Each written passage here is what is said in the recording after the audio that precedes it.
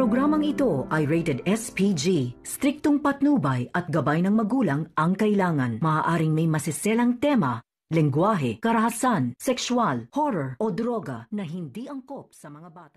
Nalaman ni Mayor na may kinalaman ang kanyang asawang si Shasha sa pagkasunog ng isang barangay. Dito na nga ay talagang ipinakita sa kanya ng kanyang tauhan ang mga ebidensya ng driver ni Shasha. Bakit andun? Kung saan bago ito nasunog. Dito na nga kinumpronta ni Mayor itong si Shasha at talagang hindi siya naniniwala dito sa lahat ng mga sinasabi nito. At dito na si Shasha ay talagang sinabi dito sa kay Mayor na wala siyang kasalanan at talagang sinabi niya dito na kahit anong sabihin mo mas papaniniwalaan ko pa ang ebidensya kaysa sa iyo. Dito na walang magawa itong si Shasha kundi walang bahala na lang itong si Mayor na kung saan wala din naman siyang magagawa kung hindi ito naniniwala sa kanya. Dito na si Elias ay talagang tumulong dito sa lahat ng mga nasunugan.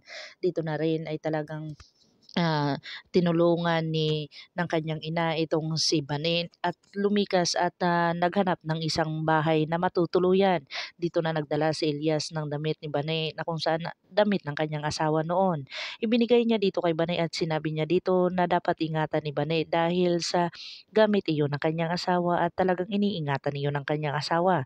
Dito na nga ay talagang pinuntahan itong si Elias ng kanyang mga kaibigan at talagang nakita itong si Banet at talagang pumunta sila kay Kim Arthur na talagang nag-aaway ang mag-asawa dahil sa selos at sa isang kaibigan na talagang tsismosa at pakialamera.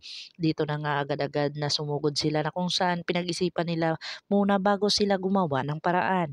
Dito na nagharana sila dito kay Donna na kung saan si Donna ay galit na galit at binuhusan pa itong si Kim Arthur ng tubig. Dito na nga ay talagang kinausap na ni Elias itong si Donna kung saan talagang huminahon naman ito at nakinig naman ito sa kanya. Dito na nagkabalikan ang mag-asawa na kung saan wala nang magagawa at talagang mahal siya ni Kim Arthur at talagang nagsasabi ng totoo si Kim Arthur dito sa kanyang kaibigang si Alias. Dito na nga ay talagang sinabi ni Alias dito kay Donna na talagang takot na takot itong si Alias sa kanyang asawa at talagang mahal niya ito pero hindi naman niya nagawa dahil wala siyang magawa noong oras na pinatay ang kanyang anak at saka kanyang asawa. Pakakaabangan natin yung mga susunod pa na episode na ito, ang Black Rider. Kung bago lang po kayo sa aking channel, please like, share, and subscribe para ma-update po kayo sa mga susunod pa. Yun lamang po at maraming salamat.